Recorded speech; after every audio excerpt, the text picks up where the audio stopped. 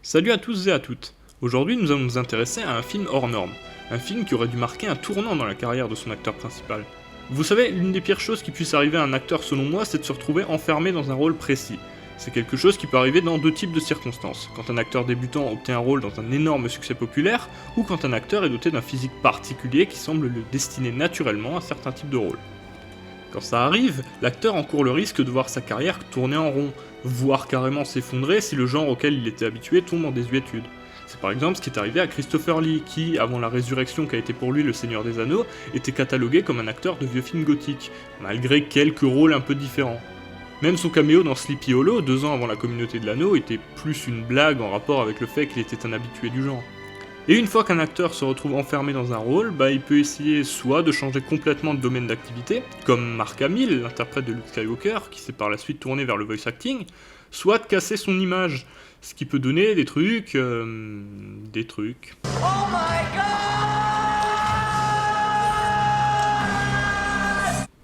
Et le film du jour est un très bon exemple de ce cas de figure, un film mûrement réfléchi par son interprète principal, Un ennemi du peuple de George Schaeffer, sorti en 1978, l'un des tout derniers films à mettre en scène Steve McQueen. McQueen était à cette époque l'un des acteurs stars d'Hollywood, célèbre pour ses films à grand spectacle comme La Grande Évasion, Bullitt, La Canonnière du Yangtze ou encore Papillon. Surnommé The King of Cool, il était en 1974 l'acteur le mieux payé au monde, rien que ça. Et à cette époque, il sortait juste du méga carton de La Tour Infernale, un film catastrophe à très gros budget financé par la Warner et la 20th Century Fox, avec un casting incluant notamment Steve McQueen, Paul Newman, William Holden, Faye Dunaway, Richard Chamberlain, Robert Vaughn, O.J. Simpson, Jennifer Jones, Robert Wagner et Fred Astaire. Et après cette super production, McQueen avait décidé de mettre sa carrière en pause, quitte à refuser des projets prometteurs comme Un pont trop loin ou Apocalypse Now. Simplement, il était encore sous contrat avec la Warner pour un film supplémentaire. Et comme tout film avec son nom au générique était destiné à être un succès, il a apparemment pris un malin plaisir à choisir le projet le moins commercial possible, en l'occurrence une adaptation d'une pièce de théâtre norvégienne du 19e siècle. Décontenancés par le résultat, les producteurs ont mis 2 ans à le sortir, et uniquement dans une poignée de salles à New York, en capitalisant au maximum sur le nom de l'acteur tout de même. Et le film n'est jamais sorti à l'étranger, il n'y a donc ni doublage ni sous-titres officiels, mais on y reviendra. Le film nous raconte donc l'histoire du docteur Thomas Stockmann, médecin dans une petite ville de Norvège qui s'apprête à ouvrir un institut thermal de grand luxe. Celui-ci découvre cependant que les eaux censées alimenter la station sont polluées par une tannerie située en amont. Il décide donc de faire éclater la vérité au grand jour pour des raisons évidentes de salubrité publique, avec l'aide de 2 amis journalistes désireux de s'en prendre aux riches bourgeois qui ont bâti l'institut. Mais le maire de la commune, le propre frère du docteur Stockmann, pensant que la ville ne peut pas se permettre de gaspiller le temps et l'argent que demanderaient des travaux d'assainissement, décide de le discréditer aux yeux de la foule en le faisant passer pour un irresponsable désireux de ruiner la ville. Trahi peu à peu par tous, y compris par ses amis, Stockmann est finalement désigné par une assemblée populaire comme un ennemi du peuple. Par où commencer ? Déjà, je trouve très intéressant de considérer le fait que ce film est sorti à la suite du succès de La Tour Infernale, en plein dans la vague des films catastrophes des années 70. Des films comme L'Aventure du Poséidon, Le Pont de Cassandra, Tremblement de terre ou Le Jour de la fin du monde. Et ce film, si on s'y penche un minimum, on se rend compte que c'est basiquement un film catastrophe sans la partie catastrophe. En écoutant le maire défendre les intérêts économiques de sa ville, on pense tous spontanément aux Dents de la Mer. And what do you propose we do about the springs in the meantime? Shut them down? We'd have to, you know. As soon as the rumor gets around that the water is dangerous, we won't have a visitor left. Now that's the picture, Thomas. You have it in your power to literally ruin your own town. Vous criez barracuda, tout le monde dit hein, quoi. Vous criez requin, et c'est la panique générale pour la fête nationale. Mais le personnage de l'entrepreneur véreux privilégiant les profits à la sécurité est un archétype typique de ce genre de film. Il y a eu un court-circuit et une gerbe d'étincelles dans la centrale technique. Et pour moi, les câbles n'étaient pas tout à fait ceux que j'avais prévus. Mon cher, vous vivez dans un autre monde. J'ai les 2 pieds sur terre. Je me demande si ce n'est pas un pied de nez de la part de McQueen s'engager dans un projet de ce type sans scène d'action. Scène d'action qui était le plus gros intérêt des vieux films catastrophes, qui brillaient très rarement par leur scénario. Ici, c'est exactement le cas contraire. Étant donné que le film se base sur une pièce de théâtre, il est dénué d'action, compte très peu de décors, et se base en priorité sur les acteurs et leur développement. En soi, il constitue presque une alternative aux films catastrophes traditionnels, puisque, partant d'une base similaire, une catastrophe se profile, un héros est au courant et tente de prévenir le responsable, qui refuse de prendre les mesures nécessaires, il propose une variante du concept. Bon, la pièce ayant été écrite avant même l'invention du cinéma, ce n'était évidemment pas volontaire de la part de l'auteur, mais ce que je veux dire c'est que ce n'est pas anodin que quelqu'un ait choisi de l'adapter précisément à cette période. Après, le message original de la pièce porte surtout sur la manipulation des foules par certains dans le cadre d'une société soi-disant démocratique. I predict that if we are not defamed and maliciously attacked, we will one day be one of the richest and most beautiful resort towns in the world. We will make America great again. Mais le discours de Stockman sur la voix du peuple ne plaira pas à tout le monde, puisqu'on peut facilement l'interpréter comme une charge contre la démocratie et un éloge du despotisme éclairé.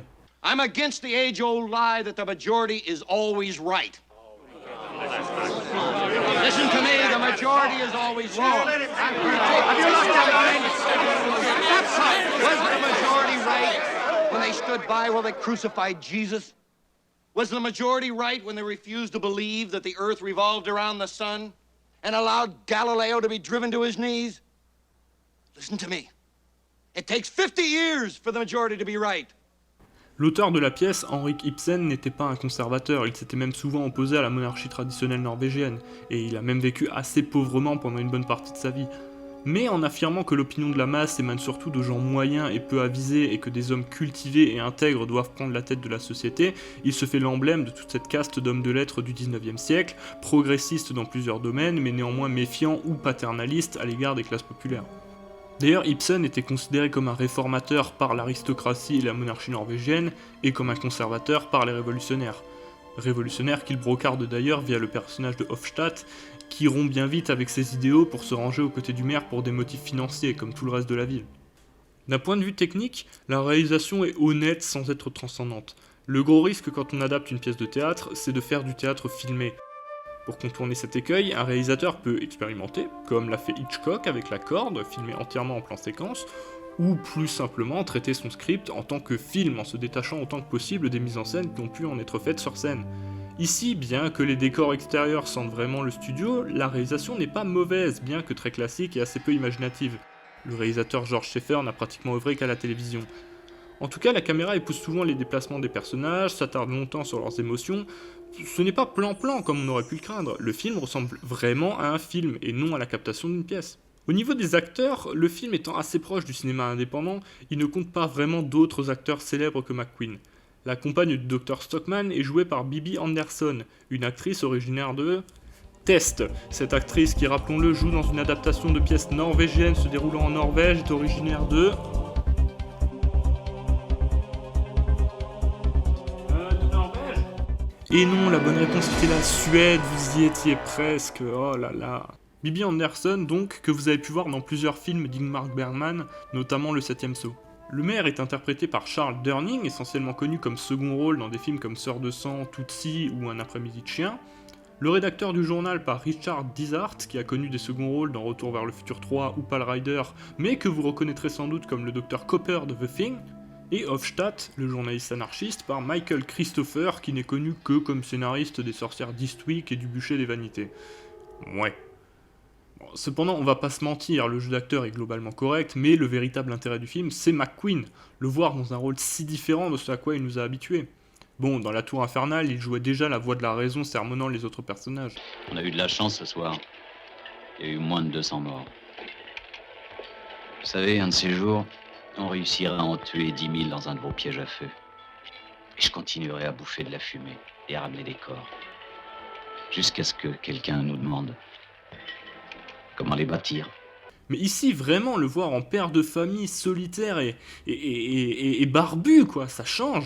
McQueen voulait en fait complètement dynamiter l'image de star d'action qui lui collait à la peau afin de trouver des rôles plus diversifiés. Exactement ce qu'avait tenté de faire Sean Connery vis-à-vis de James Bond.